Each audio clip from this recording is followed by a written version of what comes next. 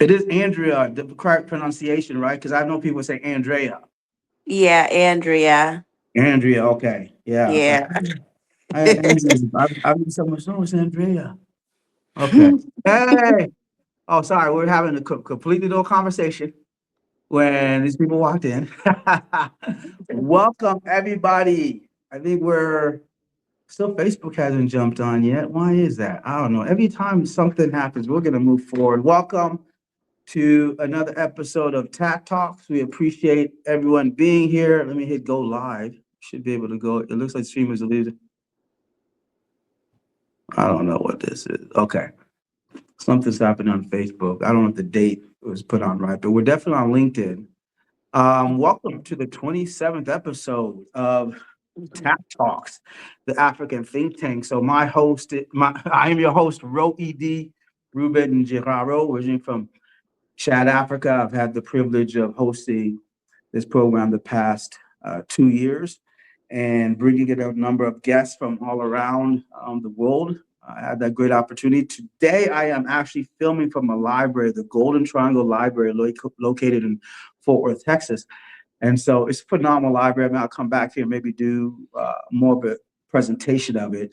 But they have a map out here just to my left that has the world on it, and they have buttons from everybody who is represented who come to this library. And I said, has anybody gone to this country? Chad. And so they had me fill something out. And so they'll put up a button concerning Chad there sometime. So I'm going to delete it.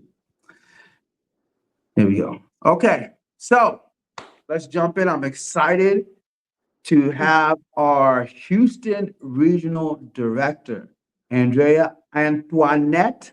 Yes. All right. I try to say that with a French accent because Antoinette is a very French French name, as they said. Parlez-vous français? All that stuff. So, no, I am glad to have booked her and have the opportunity to come. I think one of the things we have not done well, we're trying to do better, is bring on the leadership of the African think tank, individuals who've been through different positions. Edmund, who's the Dallas regional director, has come through.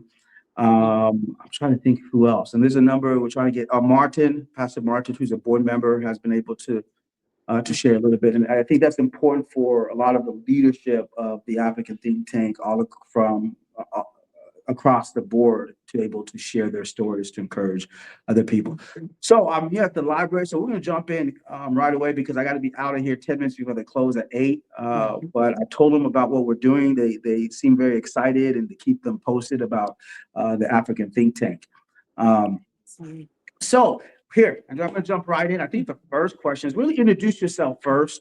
Quite simple. Where do you live? The work you do. You can share where you grew up, as little, as much of that as you want.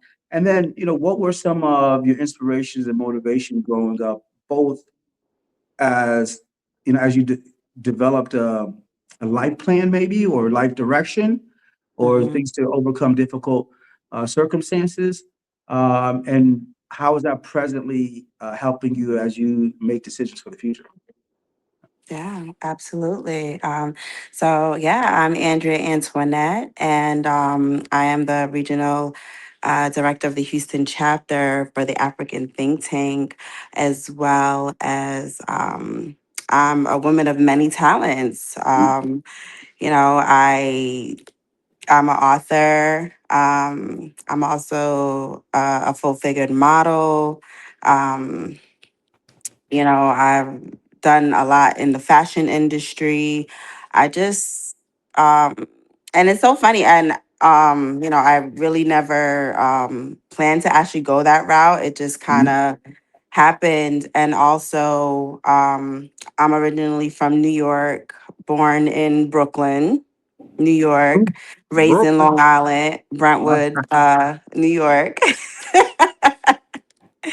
Yeah, so yeah, and now I'm here in Houston, which I truly love. I love the fact that I had the opportunity to move here to Houston, and it definitely was very impactful. A lot of amazing changes and things through that. So yeah. So why did you make that transition from New York here to Texas. I mean, that's, us Texans don't, you New Yorkers. I know, we're a little suspect for us, and you guys are, it's Texas, folks. So why make that move? Well, actually, it's just been something that has been on my heart for a while. And everything just kind of pretty much present itself that it was just the right time at the right moment. Um, yeah, and it was so funny. Like right after I moved, a month later is when I actually met you. Okay. Yes, Yeah, I met you were you. true. I remember the conversation Yes. with that. I Yeah, met you, and then I was volunteering with yeah, another community event, another African networking event, and just volunteering. Brought me to the African think tank, and just helping out. Doing what I love doing. I love to volunteer. I do a lot of like give back in the community, a yeah. lot of outreach. So I do a lot of that. I've been doing that for quite some time. Um, and it just, naturally happened, just, doing what I love and volunteering, having a passion for that, having a passion for the people, Yeah. community support. And it just kind of led me into, getting into the position for the regional director for the African think tank. Yeah, Cool, serving cool, in the cool. community for like 18 plus years. So, Okay, yeah. yeah, I hear that New York, everything like, yeah, yeah, yeah, yeah. We did, next time, folks, every time, just listen, man. You think it's out of New York, but New York still trying to come out every word. Um, no, but what Yeah. was the particular? Because you were volunteering for another African group as well. What was the Yes. particular thing that drew you into the African think tank? I just love the community. I also went to an event as well. I just Mhm. love community and just the passion and the drive that they had for community and, the diaspora and, the African people. I love Africa. I've been there, doing missionary work. So I just love the fact that, they're really involved in community and everything that they stood for, sense of belonging, community. It just Yeah. really stood out a lot to me, and that's what really drawed me to the African think tank. I love community, I love culture, I love people, and I'm really passionate about that. So Mhm. those are some of the things that really drawed me to the African think tank. So, and I'm super super glad that I had the opportunity to be a part of that. Yes, absolutely. Yeah. No, well, I'm glad you got drawn in, and I remember that conversation. And then you were on some of our volunteer teams first before Yes. gave you. I think you were there for a year, but they kind of gave you an understanding of what we do at the Mm, think tank, right? yes. So, Yes. so we'll quickly move into, okay. So were you approached for the role of the regional director? I don't know. I'm not involved in those kind of things. How did that come No. about? Or did you say, I think you said, hey, I'd like to be more involved in, and that responsibility came up? Oh, well, no. So, I was in the group because actually, I think I had before I met you, I met Sharon at Okay. another event as well. And then when I met you is when I was actually volunteering. So I believe I joined the group. And when she had, Sharon had invited me to the group and I joined the group. And I believe there was a posting regarding, they were looking for someone. They Yeah. had a few different positions available. And then I applied. And yeah, so that's how I end up being a part. So, So you've been part of it now for that a year? No, a year or recently? When you step in the role? yeah, about a Yeah. year and a half now, as far as like Okay. with, volunteer, it's been a year and a half since I moved here, like literally. Okay. Yeah. Okay. The African think tank was one of the first communities that I got involved in and learned about and got Mhm. involved. And, it was just kind of history from there. Yeah. No. So Yeah. No, I'm gonna be frank, be honest. How has that journey been as the regional director? Let's talk about let's talk some about the positives first. What Mm-hmm. has really been um, some points that have really excited you, have mirrored some of the passions? Because one of the things that we want to make sure that we do at the think tank, and this Dr. Cito Neal leadership has always said, is that we should be a platform where others can find their passions in the work we do. Mm-hmm.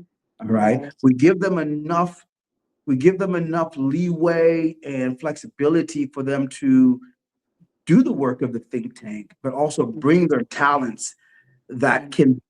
can be have a duality. Shine about the think tank, but shine about themselves. So it's not creating a friction. Mm-hmm. And so how has and I'll be more specific. How has the think tank helped maybe with some of your authorship and some of your fashion work that you're doing in industry? Because you mentioned those two on the onset. Is there some other areas as well? So speak to that and maybe some other areas if you do have. Yeah, as far as like professional, Mhm, it definitely has been impactful. Just meeting, different types of people from different walks of life and business, career. It just has been really impactful meeting different people and just connecting, networking has really been amazing. mhm, Just have an opportunity to just, walk into a room with many different types of people, different background. It just really mhm, has been a blessing. mhm, And I truly love that. Because in New York is that's something that's like really missing as well. So to mm, come here to Houston and have that opportunity is just really an amazing opportunity. mhm. Yeah. What so you said, let me so New York, did you have the opportunity to meet a lot, engage with a lot of African community individually or collectively in organizations where you were in New York? Um, where I was engaged in different opportunities, but it wasn't like this in a way where like a lot of business owners just really come together and you know like have like an impact. Not no, No, mm-mm, nothing. not like that. No, not like this. No. So Okay. it's definitely something that is needed for Okay. sure. Okay. Yeah. All right. Mm-hmm. So let's bring it back to Texas because you're based in New York. In New Right. York, look, now I didn't say you can see she here. She ain't there. Right. She right Mhm. here. So, That's right. but you don't care. Y'all forget about it. Y'all want to make an issue of it. Let's make an issue of it. So anyway, um, so now you're here in Houston. Why Houston and maybe not Dallas or San Antonio or Austin? Was there a did you make a choice? Was it family? Was it opportunity that brought you to Houston Um, specifically? yeah, so I have a sister here, and so I Mhm. used to come back and forth to visit, and just kind of fell in love with Houston, just coming and going, visiting, and yeah, like I said, it was something that just really have been on my heart. I just really felt like it was just really like orchestrated for me to be in Houston, really. Okay. And I just, wanted to be obedient and everything just lined up accordingly, everything went in alignment and here I am. Okay. Okay. Well, Yeah. we're glad you're here. Um, Thank you. so what has been some of your challenges with the role of the regional director? Because I was the first regional director for Dallas, and that Okay. was in the first year. And I remember Dr. Sidoni giving me a call, and we sat down at this coffee shop.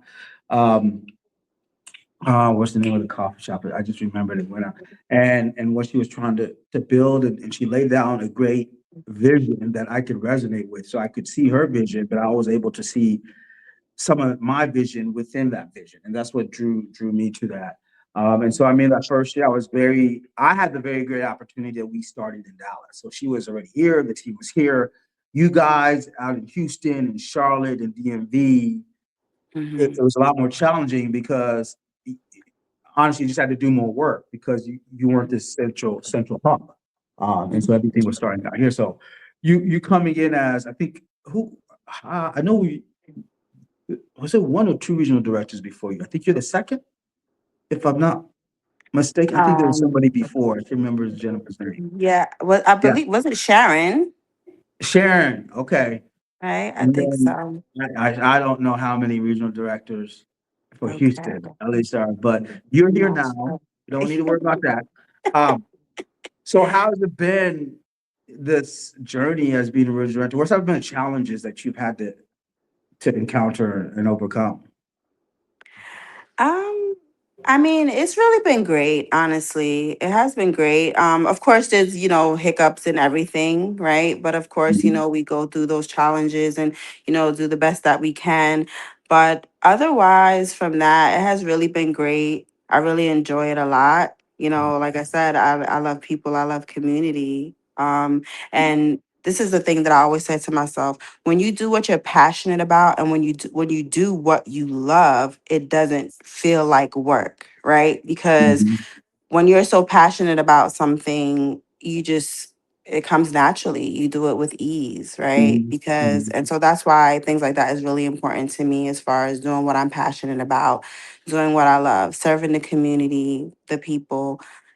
That's what it's all about. mhm. And when you have that passion, it just makes things seems effortless. Yeah, yeah. Yeah. Okay. Um, s- let's talk about you. We've talked a lot about the think tank. Let's hear Hmm. a bit about your story. I don't know. Let's talk about some of the things I already mentioned. Talk about authorship. So Yeah. you are an author. Yes. Um, we've had a number of authors who've spoken at the think tank, and I like how they first started. What was the inspiration to say, "Hmm, I think I want to write a book. I think I can write a book." What was that for you? Um, so with my first book, I actually just recently published a book, maybe like a few days ago as well. It's called Mhm. Crowned for Such a Time as This. Okay. Yeah. And recently published it. But my first, so I have about three, four. I just Mhm. recently published this one. So maybe about four, two children's book, a coloring book, alphabet coloring book, and then I also have a children's book called Okay. um, Bella, God's Little Helper. And Yeah. then I also have the recent one, Crowned for Such a Time as This. And my first book that I wrote was called The Future Prayers That Manifested My Husband. And when I was in New York, that book was inspired actually by the pastor that I went to, the church in New York. Mhm. And it came from a challenge, just challenging me, like, what are you willing to do? How far are you willing to go in prayer, to fast and pray and trust in Mhm. God for, Mhm. marriage and different Mhm. things. So it was like a few ladies, we came together, and we Mhm. did scriptures and praying, and Oh, so it came from a lot of like anchor scripture, from the prayer, and just pretty much what I was looking for, in a future husband, the characteristics, the yeah. pretty much everything. And really it just came from the challenge, and then just I just started writing. And once I started writing, it was really supposed to be a devotional. That's Really? how it Okay. started. Yes, it started as just a devotional. And as I got deeper and deeper into it, it just, turned into a book. Mhm. Mhm. And it took some time. It actually took me some time to actually get it published, because, like I said, I was kind of like sitting on it for for some time, maybe like a year or two, and finally, having the opportunity to get the book published. So it was really an amazing time for me, because, Yeah. like it was not something that was planned. I was never even planning on writing a book. It just kind of happened in a way, and I was like, wow, like I was never planning on this. And then here I am, like, into like four books later, right? So, So that's a good. I like that because thinking about the authors we've had on, So you had the inspiration for the first one because of a pastor, and then some ladies came together and looking at how Yeah. far you can trust God for some of these things Yeah. that you want to be manifested. Um, Yes. what were some of the challenges? Was it finding the material? It seems like that wasn't really one, but I'm gonna let you. Was it being disciplined in the writing because you said you sat on it for 4 years? Did you sat on the book or you sat on the idea for that amount of time before Hmm. you move forward with it? Well, I just sat on it.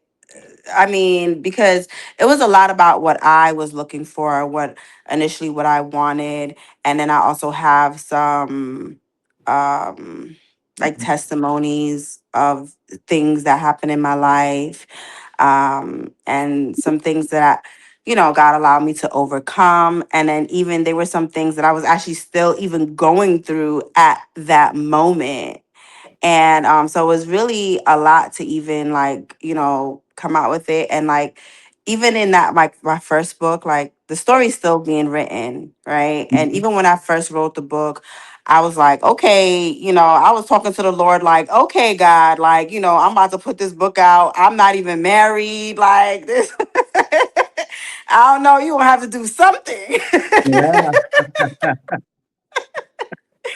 And, in my mind, right, that's what I was thinking. But, Mhm. I just really got the revelation that it wasn't about being married, but it was about, just helping other women, preparing other women to look something to look forward to, preparing other women to be patient in their waiting and just to wait on God's timing and not to just be desperate and just be willing to jump into anything or not just, settling for less because we deserve more, we want more, right? And with Mhm. marriage is a lifetime thing, so just encouraging other women that was in waiting, encouraging Mhm. them to be patient and waiting on God time, even though sometimes God time seems like a long time. Yeah. um Yeah.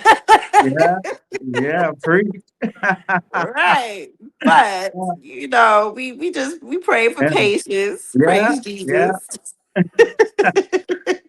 So, but that inspiration, like you said, I think you mentioned. So you sat on it. You finally wrote the book. How long was that process from beginning to like the when you typed the first word to the last one? You're like, okay, this is what I got. Yeah, so with that,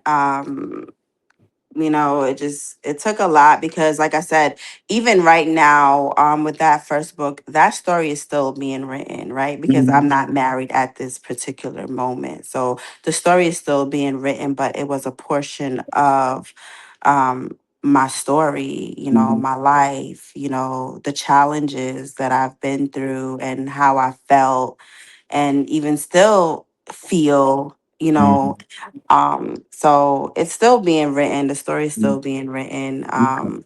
But And there's it's there's the physical book yes. there that somebody Yeah, could start absolutely. reading it, and then as Yes. you're still working out the actuality of of Hmm. the story, because you have the Right. finished book, which looks in like it's kind of a guideline, and the Lord will do, and you're in the midst of that writing of living out those words Right. you have professed. Am Right. I don't know. I just being Yes. philosophical in nature here. That's really, Yeah. No, but you're right. okay, let's move Absolutely. on. Sorry, go ahead. Now I said, yeah, you're right. Okay. Absolutely. Yep. So that Hmm. then segued, I think it gave you the inspiration to work on these other books as well, right? You said because you have three, besides this one, there's three other books that Yes. are published and out on the market that somebody Yeah. could go find. Now, what were the second and Yes. third books, the fourth books? Were they a little bit about? Yeah. So I also have a magazine as well. With like my fashion brand as well. And then I have a children's book. It's called Bella's God's Little Helper.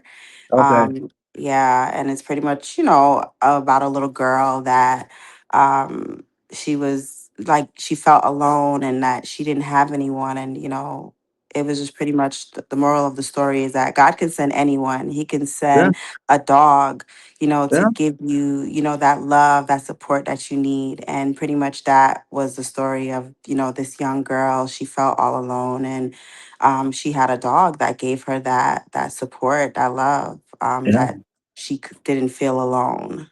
yeah. Yeah. So, Um, yeah. so okay, so yeah, that book. So Mhm. I think And my question. Sorry, go ahead. I want to ask a question. You yeah, do, go but ahead. let me let you finish. Okay, yeah. So that was the other book. And then I have a children's coloring book, an alphabet coloring book.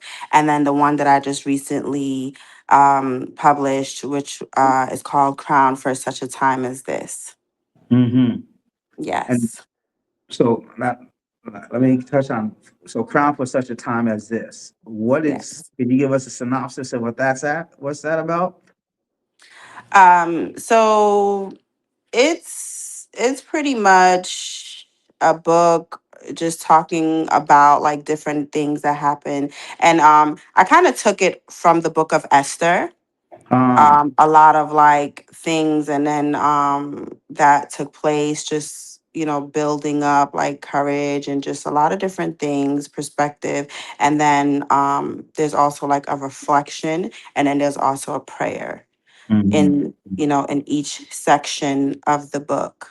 This is more like of a chapter kind of book. It's like a bigger book.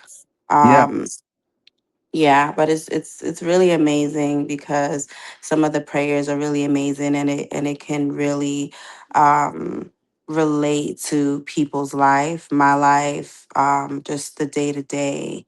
Yeah, Mhm. it's Nice. very like realistic, so yeah. Mhm. Okay, that's good. Mm-hmm. I think that's important. That I just wanted to talk about authorship is because I think in general Mm-hmm. we need to write more. As I would say, as Africans, as Black people, we need to put our thoughts more on paper. And I think sometimes, like I'm gonna say this with a grain of salt because I have not published a book. All right, Mm-hmm. I've written like small articles. I write pretty much on Facebook. I write these long kind of try to condense, maybe write a book one day. But I Mm-hmm. my whole thing is to encourage individuals to put pen to paper, put use whatever platform and whatever stage they are now to put down thoughts that they can then produce out into the world, and then maybe eventually bring those thoughts together into a book or have one idea from that and sit down. There's a lot of individuals who can help us walk through that. So I really commend you for trusting yourself and listening and saying, "Hey, I'm going to get this done," because there's other people who need to hear what I am saying, who are Right. going through the similar journeys I'm going through, who definitely need a strong sense of encouragement, and that Mm-hmm. and I see you have a strong faith, so leaning on who God is, and that Right. His ways are higher than your ways, as it says. Um, Amen. and so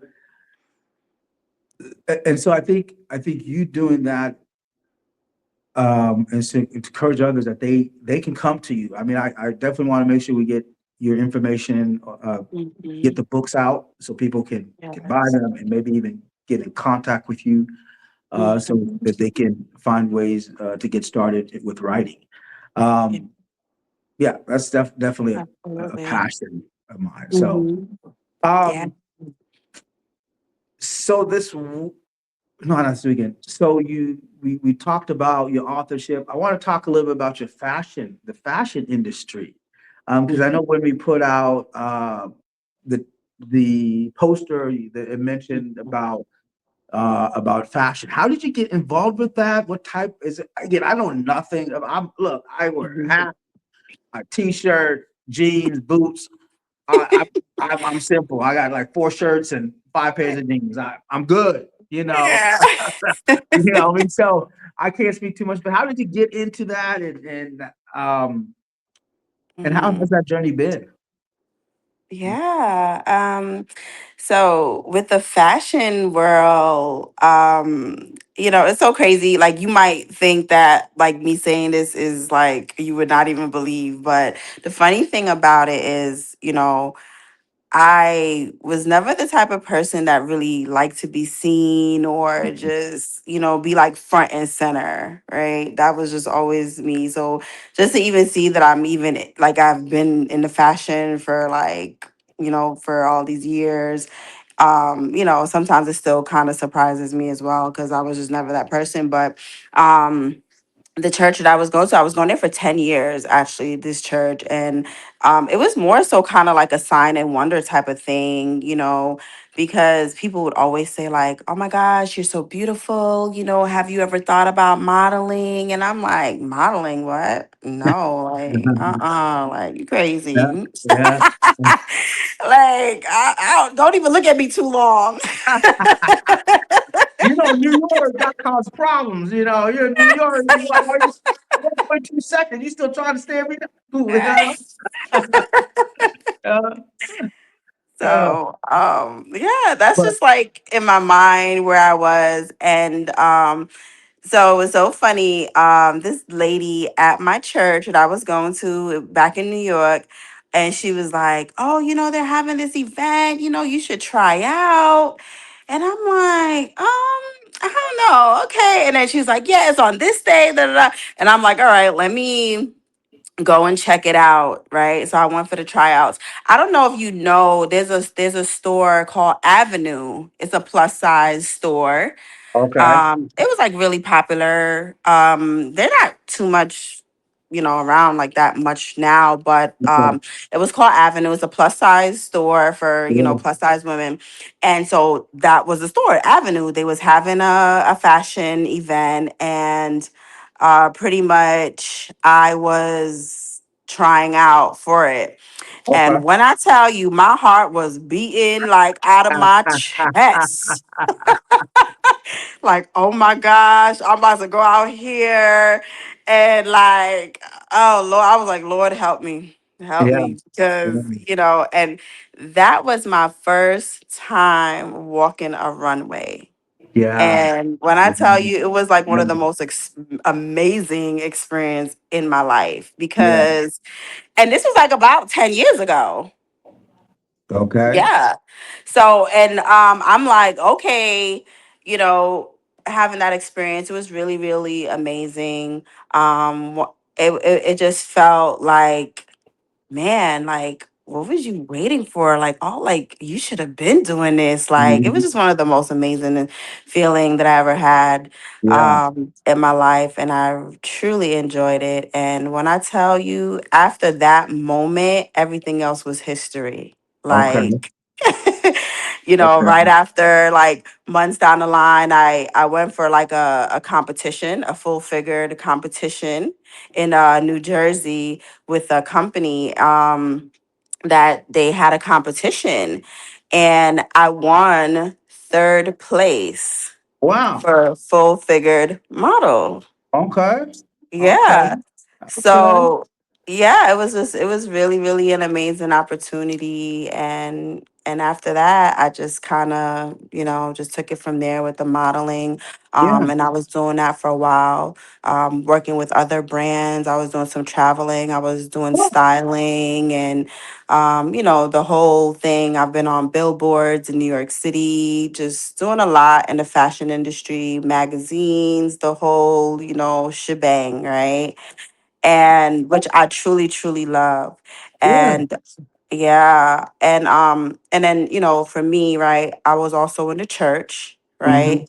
And I did a lot. I did children's ministry. I was singing. I was serving. Doing missionary work, traveling. I've been to Africa doing missionary work, orphanage. I've been to Jamaica, just doing a lot of that. And I always wanted to see myself in the light as just a classy and just, of Mhm, course, you always want to look good, but mhm, classy and also respectable at the same time, right? And mhm, back then in the fashion, especially for like plus size women, like we were not really seen like that. It was very mhm, difficult.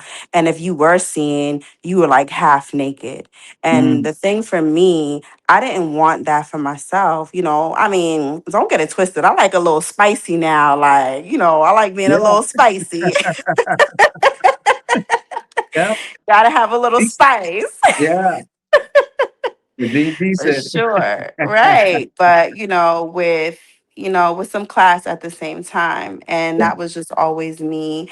And so what really kind of encouraged me um as far as, getting into more designing and then coming out with my own brand, that I can create what I like and it's respectable. Like you don't have to Mhm, be half naked to be seen to, mhm, get an opportunity. And that's what really inspired me to really start my own brand. And, I went to like sewing classes, doing, sewing classes. And I, went to fashion school in New York, mhm. for some time. And then just really kind of just like self-taught and taught myself. And that's how I started my first brand. And then, the church that I was going to, they had a fashion show and I Okay. was able to present, yeah, like few of my pieces, which, Wow.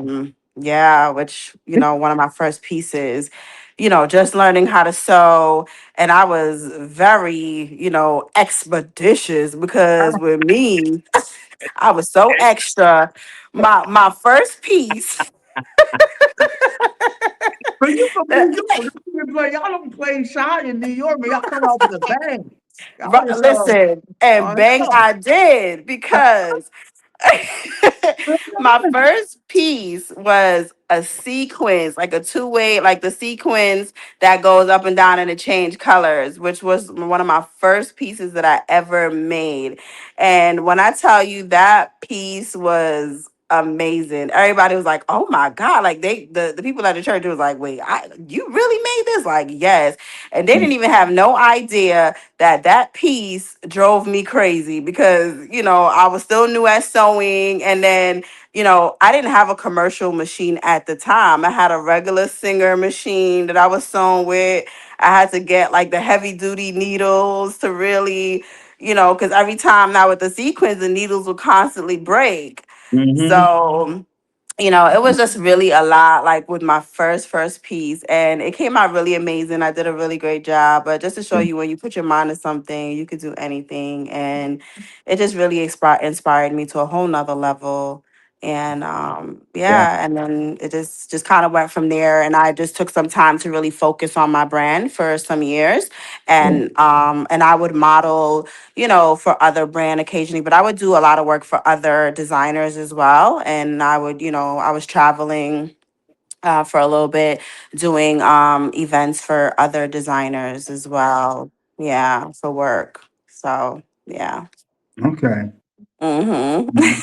So no, you said so much because I mean, out of that, I heard faith, your church, Mm-hmm. uh, your travels to Africa. So Mm-hmm. let's. So what? Where did you go in Africa? And what? I mean, I think missions took you there. And what particular areas? Mm-hmm. Okay. Yeah. So I went to Togo. Oh, Yeah, I went to Togo, Togo. Mm-hmm. to go. All right, Togo. Yeah, to go to Togo. All right.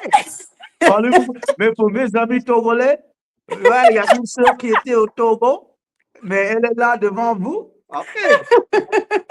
Did you learn French before you went? No, no, No. no, Yeah. no. Okay. I didn't know French. They spoke English, and That's it. I'm Yeah. a American, but also Jamaican. Mm-hmm. Descendants Yeah, of man. Jamaica. Yeah, you don't know the thing. I know nothing. I sound more. Never mind. We're gonna leave all that alone. My accent is terrible. I quit. Go ahead. You were saying. Right. So absolutely. And so yeah, it was just really an amazing experience. It was definitely a life-changing experience. I truly love Africa. I love the people. I love the culture. It was really life-changing. I loved Well, it. how long were you there? in Togo? I was there for about 2 weeks. Mm-hmm. Yeah, two Were you guys in the weeks. capital, Lome? Yes, I was in Lomé. Yes. I was a bit crazy what the capital was, but I was like, you know what? I'm not gonna call the sister out here. No man. Yeah, I haven't been to Togo yet. No. So what kind of work were you guys doing? Was it through your church or organization? Yes, it was Yeah. through the church. Yes, it was through the Mhm. church. They had an orphanage there. They did like conferences, so we visited and Mhm. did work with the orphans. Yeah. And yeah, we Well, just that's a good question. I think I want to segue into something that I think we need to touch quickly as we have 8 to 10 minutes here as we close Mm, out. yeah. And you being I don't know, African American, Black American, whatever Hmm. term that you're comfortable with. Going to Africa, number one, there's not a lot of Black Americans that go Hmm. to Africa generally. Like you'll go to Ghana and Kenya, Hmm. but that's about maybe a few in Nigeria they'll talk about. Hmm. Because like Togo, definitely countries in North Africa, North Central Africa. And so there's really specific pockets because either have connections there, the modernity is to a level that's palatable for them. Because I tell my American friends, I don't care what color they are, is that Chad should Hmm. not be your first trip to Africa. You will not come back. Chad is Africa for the hardcore, right? Yeah. Ghana is Africa for the beginner. And Okay. so you want to make sure someone's first experience somewhere is positive, that they're willing to come back or expand on other places around. So being Yes. within the Black community, I'm gonna how how was your experience with the people, and did it create a shift or something maybe new in you that you didn't have before? Because I know you mentioned how you love African stuff as well, but just being on the ground, I'd like to hear, was there an epiphany, excuse me, that might have come about? Yes, Mm, absolutely. mm, mm. We lost you. Hold on one second. Hopefully she'll bounce back. We're towards the end. Okay. Yeah. Okay. Okay. There you Yeah. go. Sorry for that. That's all right. Yes. Yes, I definitely did have an epiphany. Uh First and foremost, going to Africa, like I mentioned, was life changing, right? And it the what it gave me was a sense of humility, right?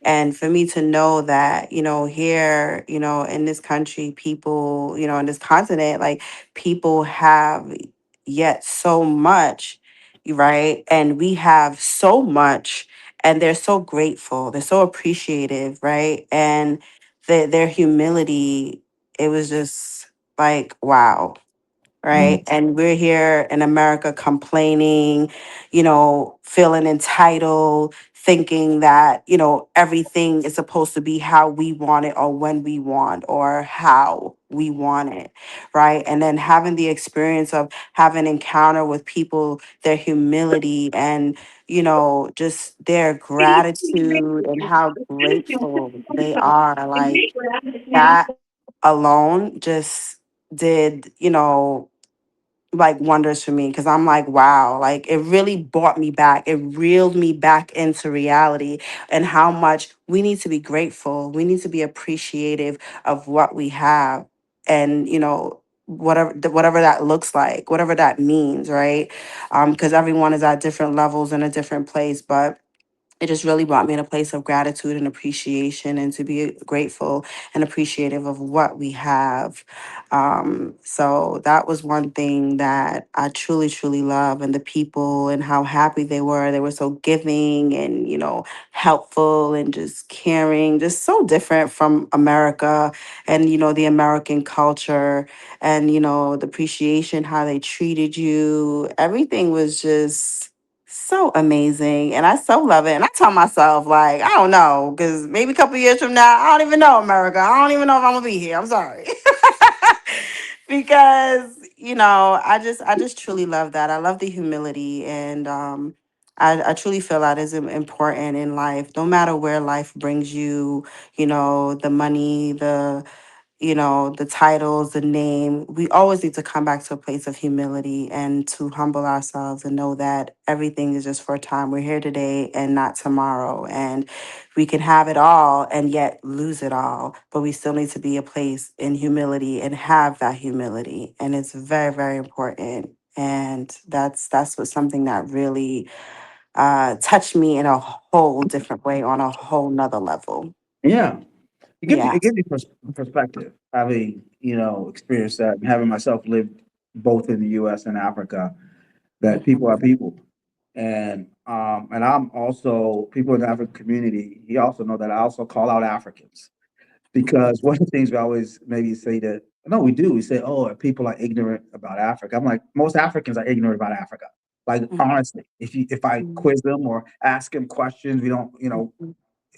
because you're either culturally or tribally based, and Mhm. you want to espouse a pride for a continent that's so huge, but Right. yet you don't invest in the knowledge of it. Like, for example, we have I think we're not I think it still be celebrated with the think tank in Houston is Africa Day coming up May 25th, right? We're gonna Yeah. have a bunch of celebrations.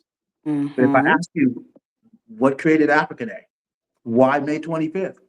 Who Mhm. would like I'm sorry, most Africans wouldn't know, right? Mhm. The May Mhm. 25th was the creation of the African Union, the Organization of the African Union.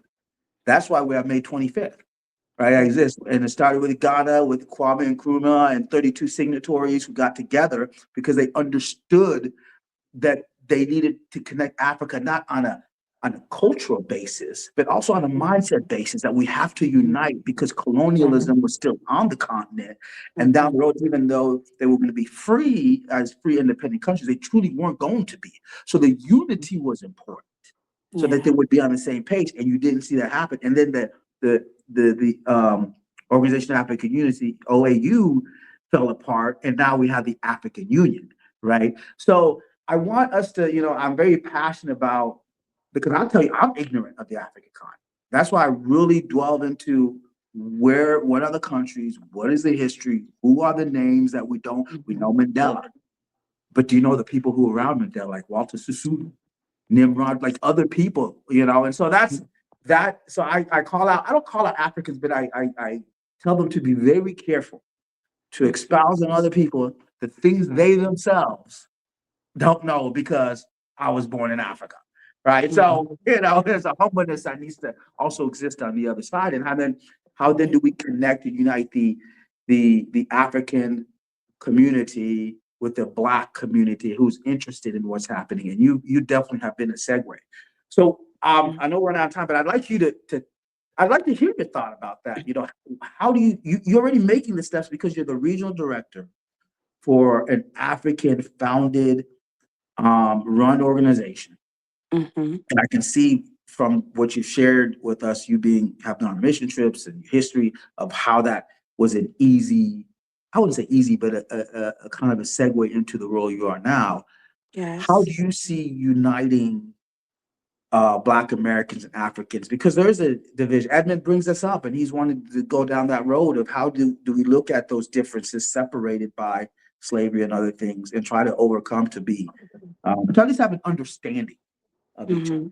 Yeah. Yeah, definitely. I feel like it's definitely important, with being connected with the diaspora, right? Because Mhm. it's all about connecting, with, our homeland, right? And of Mhm. course, Africa being, our homeland of like the motherland, right? So I feel like it's truly important where us as people, we could get connected back to, the roots, back to things where we could know, where like the legacy and, all of these things are coming from. It's really important that we get connected back with that and have a sense of understanding and learning and then teaching the younger generation about these legacies, about these roots, about their culture, right? It's Mhm. important. And with me having that experience, I love culture and Mhm. I love to be connected with cultures, even different forms of culture, being, Caribbean, Jamaican, and, loving, the African culture and just so much. I think it's important. It's very critical, especially in this time that we get connected back to the Mhm. beginning, the homeland, Mhm. and, where it all started. So, Mhm. absolutely. Okay. Well, Yeah. that's gonna be our time, because Mhm. I hear them coming here. I really appreciate it. I'm gonna do this more in libraries like this because speaking to Yeah. that point, I'm getting passionate, reigniting about learning, like Yeah. really sitting down, doing the Mm. research, gaining Yeah. the knowledge, both in my spiritual walk, because I'm a former seminarian and I'm challenging some things within Christendom. I look at I look at my African upbringing and my American, that concise in the history of those things, and then just Yeah. knowing about people in general. So somebody like you who's really been a blessing to the African think tank. I know I speak for CDOD and the other um, regional directors and the leadership that we're grateful, Andrea, that you are part of this team, that you bring in experience and you bring in a passion, you bring in but a great network into it, but just a heart for what you do for us. I Yeah. want to acknowledge that to everybody as well. Unfortunately, we will. The recording on Facebook somehow didn't go live, so this will be recorded and kind of put out there. If you have any friends who are expecting to watch a live, definitely apologize to them. Something happened on the Facebook side of the feed, but we're going to put this out for individuals to see. Okay. And it's all get you information so that we can, hey, where can you find books, your books and your fashion industry, and maybe where people can invite you and stuff like that. I'm going to leave you with the last word because I talk too much, and maybe, at some point I'll be quiet. But what would be a last word of encouragement to individuals um, who want to enter the work of the African think tank? And also, I really love the first part of what you said. You have a passion for writing. What would be your word of encouragement to individuals to really begin to look at that and find their passions? Yeah, definitely my encouragement would be, start small, right? It doesn't have to look like what someone else does or how someone else would do it. It just have to look like you and you being comfortable with how you do things.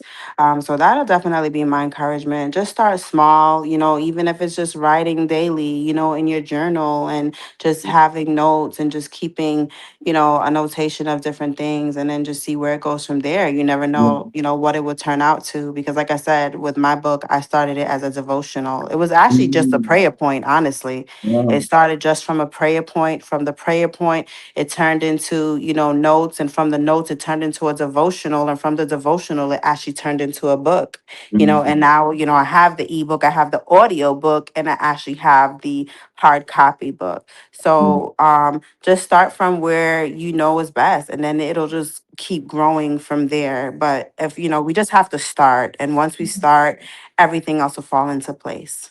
okay. Thank you for that. I appreciate it.